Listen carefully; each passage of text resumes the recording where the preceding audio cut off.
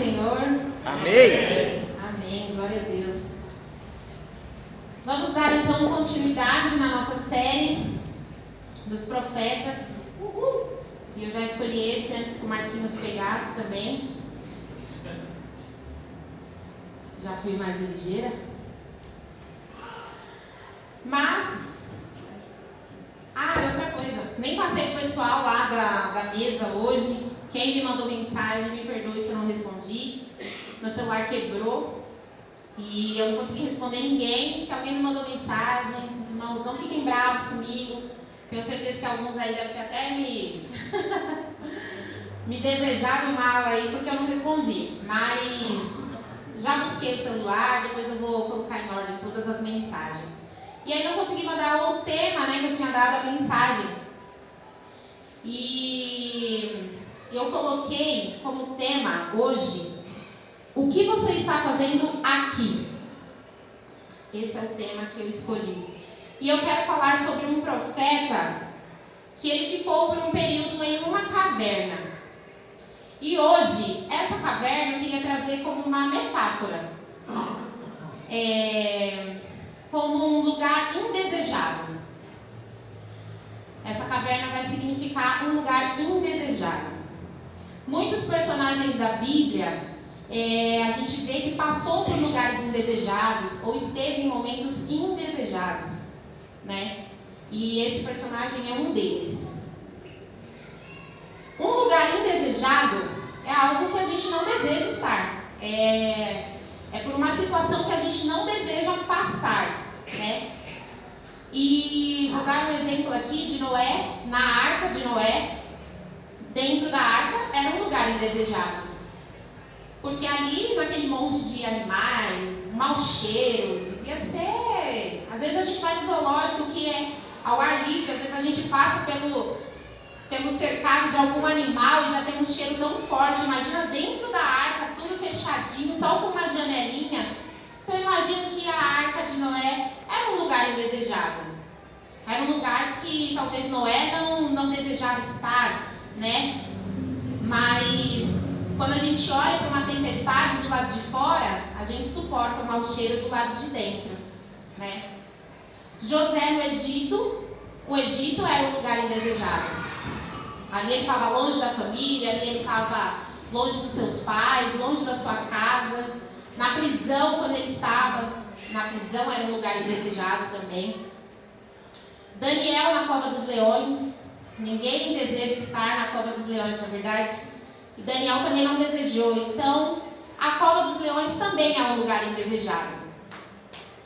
Paulo é o rei dos lugares indesejados. Hoje eu percebi que eu sou quase a rainha também de lugares indesejados. Paulo, quando se converte, já rapidamente procuram matá-lo por ele ficar falando de Jesus. E os discípulos dele colocam ele dentro de um cesto. E dentro daquele cesto eles levam Paulo até Jerusalém. Então dentro de um cesto é um lugar indesejado para Paulo. Acredito que ali ele não desejou estar dentro daquele lugar. No naufrágio, quando ele estava, ele avisou as pessoas: olha, essa viagem não vai estar muito certa, é melhor a gente não ir. E foram mesmo assim. Ali foi um lugar também indesejado. Paulo na prisão, Paulo na ilha, muitos lugares indesejados.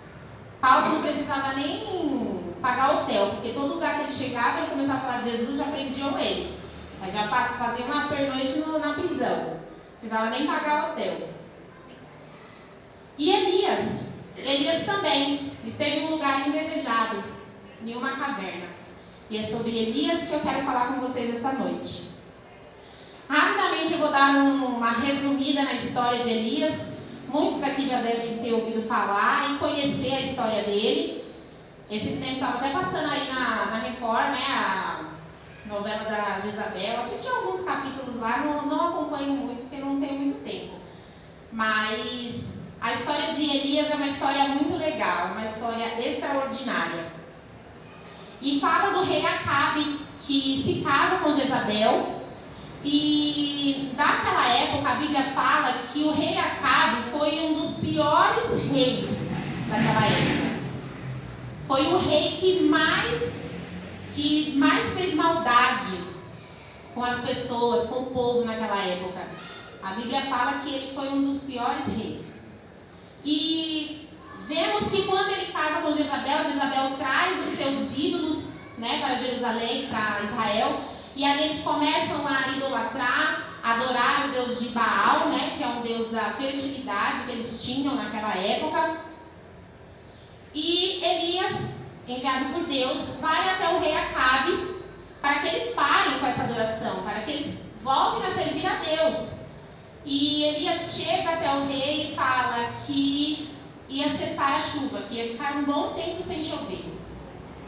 E por um bom tempo, fala ali, relata a Bíblia que só no terceiro ano, lá no terceiro ano, que a chuva volta, né? E naquele período, Jezabel, ela começa a exterminar todos os profetas do Senhor. Começa a matar todos os profetas. E tem um servo lá do rei, que é... Como que é o nome dele? Agora esqueci. Obadias? Agora eu não vou lembrar, mas acho que é Obadias. E ele era muito temente a Deus. E ele começou a esconder os profetas em uma caverna. Colocou 50 profetas em uma caverna e 50 profetas em outra caverna, para preservar a vida deles. E nós vemos que depois de um tempo, Deus vem a Elias e fala: vai até o rei Acabe e fala para ele que vai chover. E ali Deus dá alguns direcionamentos a Elias, para quando estiver na frente do rei Acabe, e direciona ele, dá algumas orientações. E naquele momento, quando ele encontra com o profeta Elias, com o rei Acabe, o rei chega para ele e fala: ah, então é você mesmo o perturbador de Israel? E Elias fala: eu não, você sim, você e sua família são perturbadores de Israel, eu não. Deus mandou eu vir aqui, chama todo o povo de Israel, junta o povo de Israel, chama os 450 profetas de Baal e chama os 400 profetas de Jezabel. Reúne todos, o rei Acabe chama todos, e ali eles reunidos, Elias pede para aqueles profetas escolher uma oferta e fazer ali no holocausto, e ele prepararia a dele. E ele fala: o Deus que responder com fogo, este é Deus. E aí os 450 profetas ali ficam orando, invocando o Deus de Baal o dia inteiro, e eles não têm nenhuma resposta. E aí naquele momento Elias prepara a sua oferta, pede, a Bíblia relata que ele pede para molhar por 3 vezes a oferta dele, jogar água na oferta dele, e aí ele faz a oração e pede a Deus para se manifestar com fogo. E naquele momento Deus vem com fogo e queima toda aquela oferta. E todos os profetas ficam admirados, maravilhados com aquilo, e reconhecem que realmente Deus é Deus. E Elias manda matar todos aqueles profetas. Mata todos os profetas de Baal e todos os profetas de Jezabel. Aí o rei Acabe vai para a casa dele, chega em casa e conta tudo o que aconteceu para Jezabel. E Jezabel fica furiosa, e manda um mensageiro ir até Elias e falar para Elias que era para os deuses não amaldiçoar, mas era para os deuses prejudicá-la com muito rigor se ela não fizesse o mesmo naquela mesma hora com Elias, a mesma coisa que ele fez com os profetas. E a Bíblia relata ali no capítulo 19, no versículo 13, que Elias teve medo e fugiu. E naquele momento, ele fugiu com medo. E eu queria ler com vocês essa parte do texto. 1 Reis 19, no versículo 3, pode ser.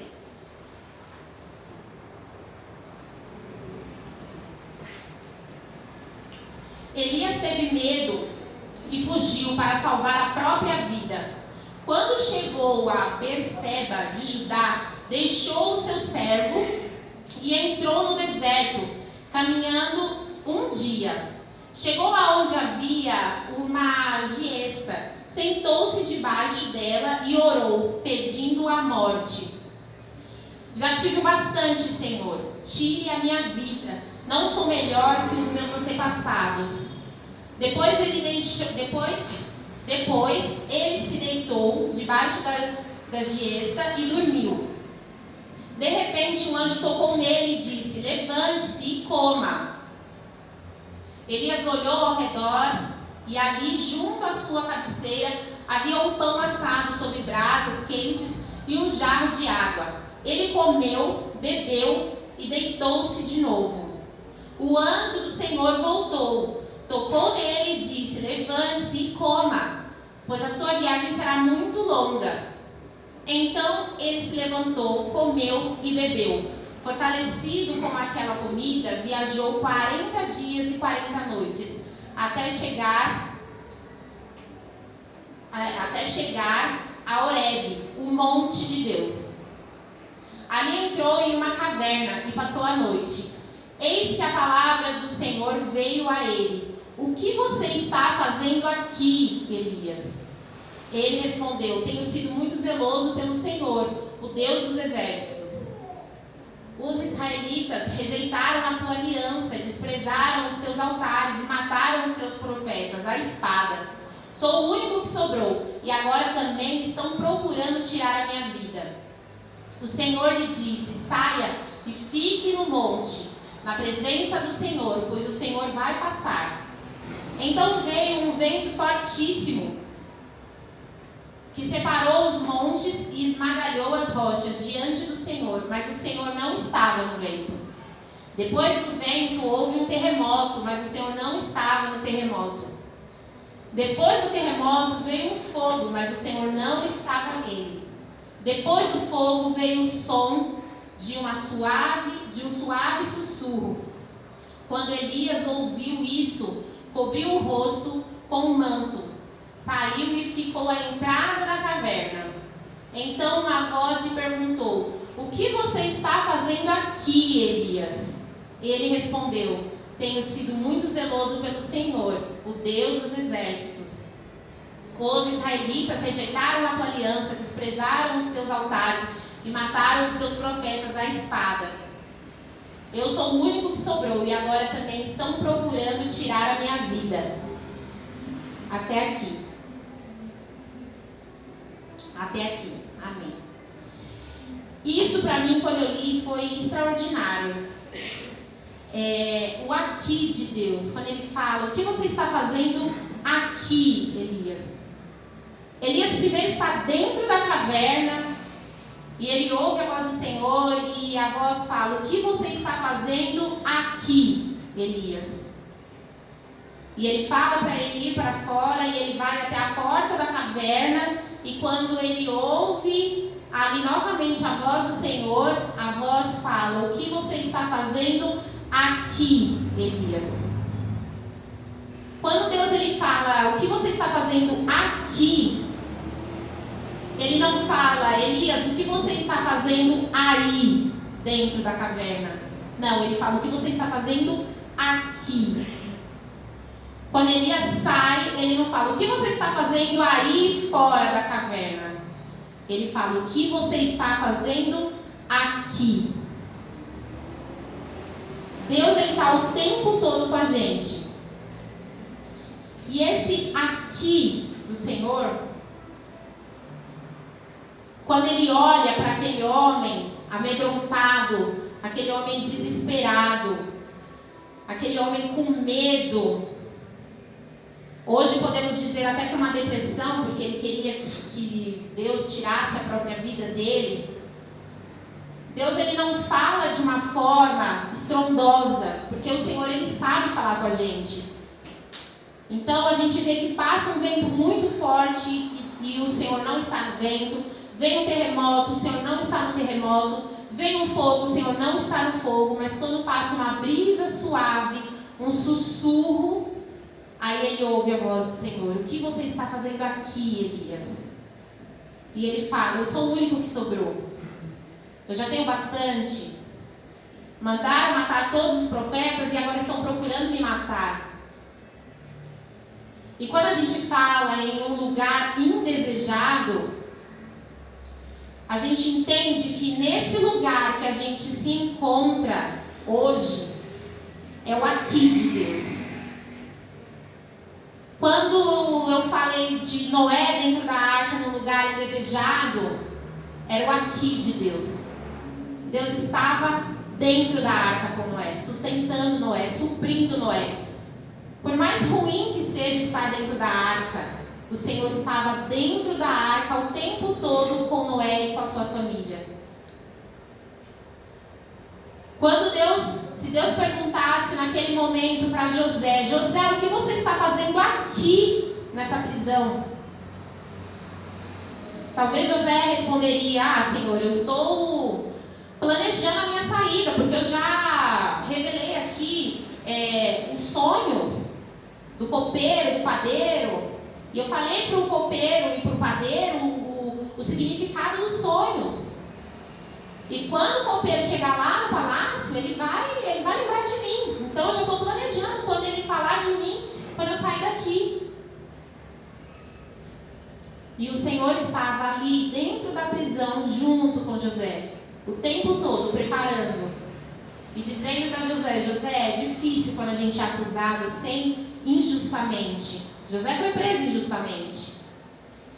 E naquele tempo que ele ficou ali dentro daquela prisão, o Senhor estava preparando o momento certo para colocar ele diante do faraó.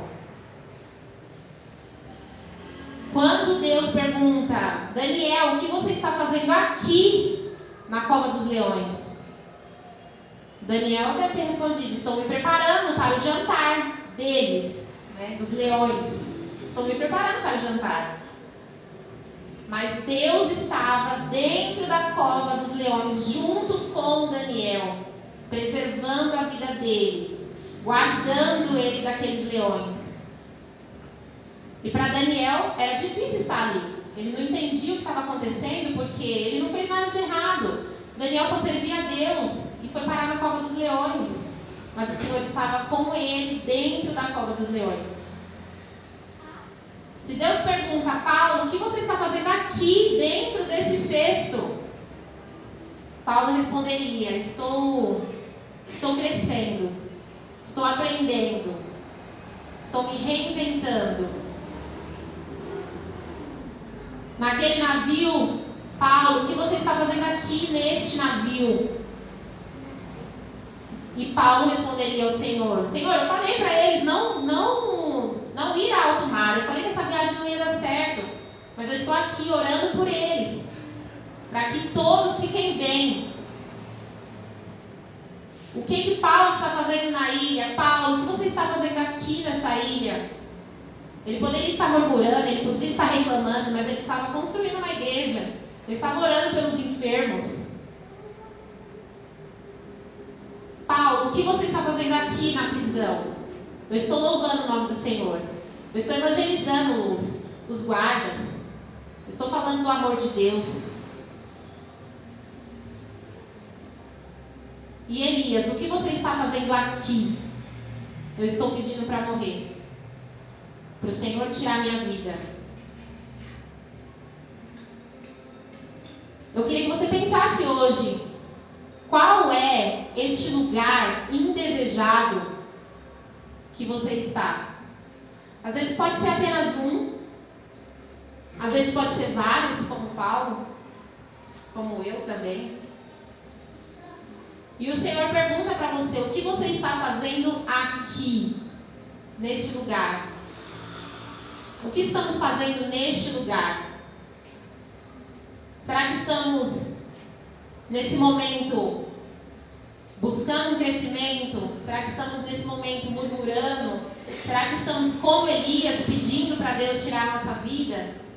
Se ainda está pedindo para Deus, é porque não tem coragem de tirar a própria vida. Isso ainda é um bom sinal, porque muitos acabam, tirando a própria vida. Mas Deus quando ele vem e ele fala: o que você está fazendo aqui? E eu te pergunto, com essa informação, que Deus está neste lugar, Deus está aí com você. O que você vai fazer a partir de agora, sabendo que Deus está aí com você? Em Salmos, fala que, Salmo 139, fala que não existe um lugar onde a gente possa se esconder de Deus. Que se a gente subir no mais alto céu, ali Ele vai estar. Se a gente descer na maior profundeza, ali Ele vai sustentar. Se a gente for na extremidade do mar, ali o Senhor também está. Que para Deus as trevas e a luz é a mesma coisa. Às vezes a gente vai vivendo dias tão ruins, que parecem ser dias que são noites. Mas para Deus é a mesma coisa. Porque Ele é a luz. Aonde tem trevas, a presença dEle ilumina. Para Ele as trevas e as luzes é a mesma coisa. Então não existe um lugar onde a gente possa se esconder desse Deus. Aí às vezes você pode perguntar: Raquel, mas e se eu chegar lá no desemprego? O desemprego é o aqui de Deus. Se você chegar no hospital, é o aqui de Deus. Se você chegar num relacionamento conturbado, é o aqui de Deus. Qualquer circunstância que você esteja vivendo é o aqui de Deus. Você nunca pode pensar que você está sozinho nesse lugar. Porque Deus, Ele está com você. E quando Ele fala para Elias: o que você está fazendo aqui? E Ele fala que mataram todos os profetas, que estão procurando matar ele. Deus fala: volte pelo mesmo caminho que você veio. Porque a sua mão não está a sua vida não está nas mãos de Acabe, a sua vida não está nas mãos de Jezabel, a sua vida está nas minhas mãos. É Deus que controla tudo. Às vezes a gente está em uma situação que deixa a gente desesperado, que deixa a gente imagina que não tem uma saída e a gente fica procurando saídas, parece que a gente está dentro de um labirinto e vem um desespero e a gente esquece que Deus está o tempo todo do nosso lado, Ele está o tempo todo conosco. E Ele tem o controle de tudo, Ele tem o domínio de tudo. Às vezes a gente se desespera, mas a gente não pergunta: Senhor, o que eu faço? Como eu saio dessa? Naquele momento de medo, Elias fugiu com medo de Jezabel e pediu para morrer. E Deus fala para ele: não sobrou só você, não restou só você, eu fiz restar 7.000 em Israel, você não é o único que restou. Então volte pelo mesmo caminho, vai lá e unja os reis, e unja um sucessor para você.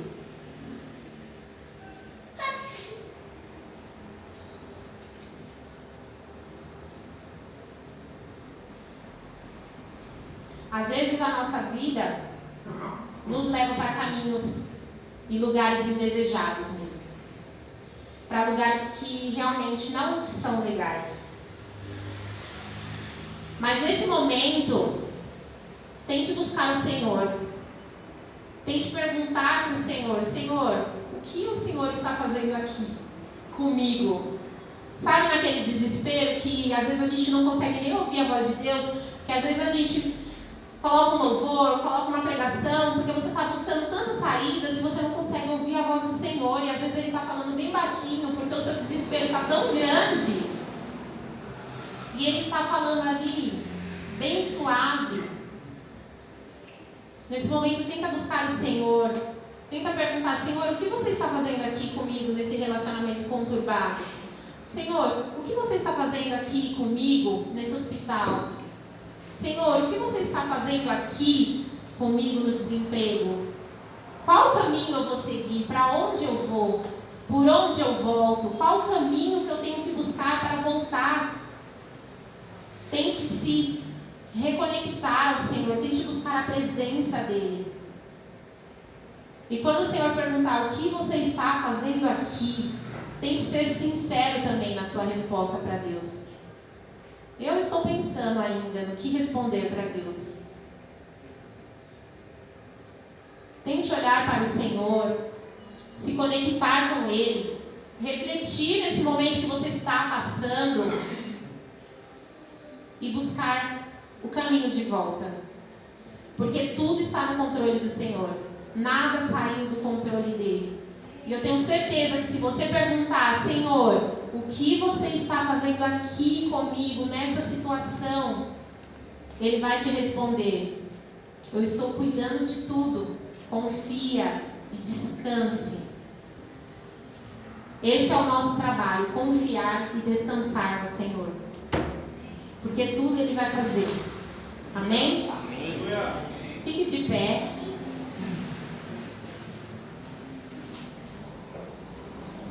Eu ia chamar o louvor, mas eles estão com uma cara assustados.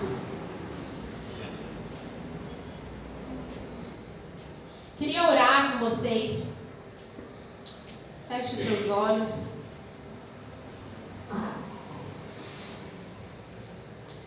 Senhor, estamos aqui, Senhor, na Tua presença, como igreja, Senhor, que busca cada dia mais e mais a Ti, Senhor. Pai, venha nos ensinar, Senhor, esse caminho de volta. Venha nos ensinar, Senhor, a superar, Senhor, esses lugares indesejados.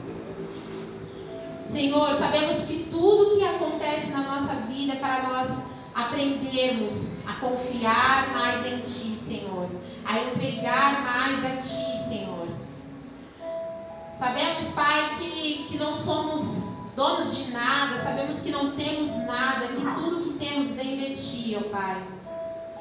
Venha nos ensinar a descansar, Senhor, e aprender, e que neste momento, Senhor, de lugares difíceis, de momentos difíceis, de lugares indesejados, a Tua obra venha a ser feita na nossa vida.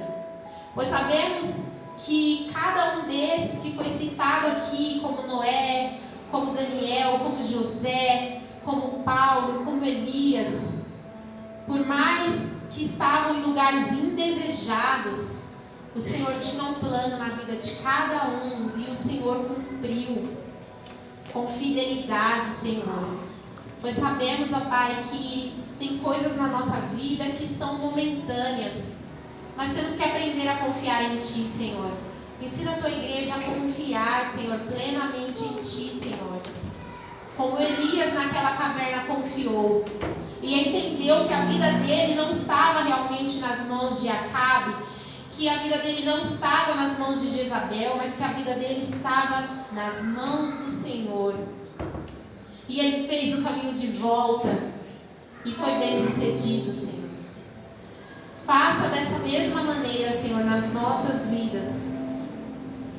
Venha, Senhor, nos conectar a Ti, Senhor, que nesses momentos difíceis nós consigamos orar a Ti, Senhor.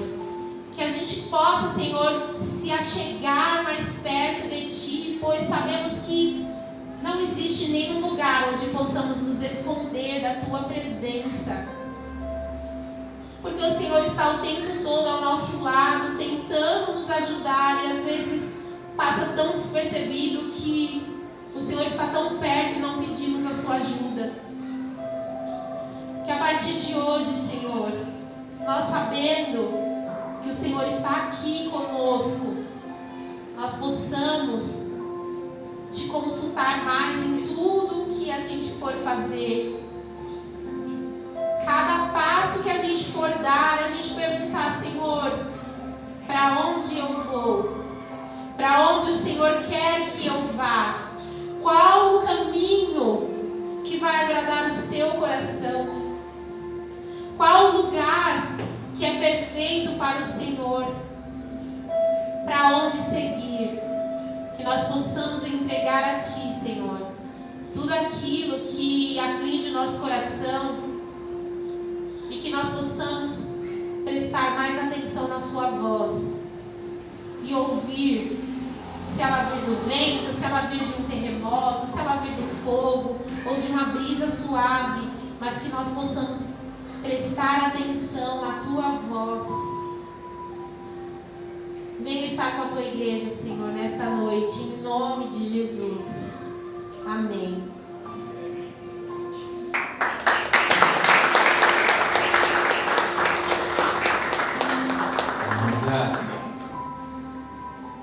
Por mais lugares indesejados que nós estamos, às vezes passamos, como Daniel não queria estar lá, mas ele foi empurrado lá. Tem lugares que nós acabamos chegando lá porque alguém nos colocou lá também. Não é um lugar que nós queríamos. Prisão não é um lugar que nós queríamos. Às vezes estamos em lugares contra a nossa vontade. Às vezes estamos em lugares pela vontade de Deus e a gente não entende. Passamos pelo deserto. Era a vontade de Deus que José estivesse lá. Tanto é que no final do seu discurso ele fala: meus irmãos, não se preocupem, eu estou aqui porque Deus me mandou aqui. Passei por tudo isso porque Deus me mandou aqui. Mas eu quero só deixar uma contribuição, que eu quando estava escrevendo, anotando ali a pregação, porque o mais importante não é o lugar, não importa o lugar onde nós estamos, porque pode ser um lugar até de sofrimento. A arca é um lugar mal cheirado, tudo bem, dá para suportar? Dá, porque o que importa não é o lugar, mas é quem está com você naquele lugar. Porque se Deus está com você naquele lugar, não tem problema. Até nos lugares indesejados, se Deus está lá com você, não tem problema. Se Deus está lá com você, meu irmão, na cova dos leões, não tem problema. Fui jogado lá, Deus guardou Daniel. Deus guardou em todos os lugares que José passava, porque o que importa é quem está com você. Nos lugares indesejados por onde você passou, quem está com você? Aonde a sua fé está firmada? Se você está no meio da tempestade, quem é que está com você no meio da tempestade? Não é um lugar desejado, mas quem é que está com você na tempestade? Moisés, lá em Êxodo 33, falou assim: eu só saio daqui se o Senhor for comigo, porque se a sua presença não vier comigo, eu vou permanecer aqui e não saio daqui. Será que a gente tem fé para isso? Para os nossos momentos indesejados, fala assim: Senhor, eu aceito esse lugar indesejado, porque eu sei que o Senhor vai tratar comigo. Será que a gente tem fé para passar por esses lugares? Ou a gente, naquele lugar indesejado, se já logo desiste na primeira batalha? Não desista, meu irmão, porque a presença do Senhor está contigo. Se a presença do Senhor está contigo, e Ele está com você, amém? Então não desista, só prossiga, continue com a sua fé firmada na rocha, em Cristo. Não importa a tempestade, não importa o poço, não importa a cova, não importa a caverna. Se a caverna é um lugar desejado, meu irmão, Deus fala com você naquele lugar. Elias, o interessante é que Elias não estava orando. Elias estava orando na hora da caverna? Elias não estava orando, mas Deus se manifestou. Sabe por quê? Diga assim: eu sou filho. E Deus fala com seus filhos. Deus fala com seus filhos. Fique atento, meu irmão. Fique atento. Na caverna que você está, fique atento, porque Deus quer te tirar de lá. Porque Ele é o mais interessado para que você saia de lá. Mais que você mesmo, Ele é mais interessado em tirar você de lá. Deus estava mais interessado do que o próprio Elias em tirar Elias daquele lugar. Amém? Vamos orar mais uma vez. Que Deus possa abençoar a sua vida, na sua volta agora para casa. Nós vamos encerrar este culto e que Deus possa abençoar a sua noite, a sua sexta-feira. Final de semana estaremos aqui, domingo estaremos aqui no culto novamente às 18 horas. Vamos falar do Espírito Santo como vento, né? E o Espírito Santo como vento, ele é... Não vou dar spoiler, né? Senão a pregação já vai correr aqui em nome de Jesus, mas não é hoje. Nós vamos falar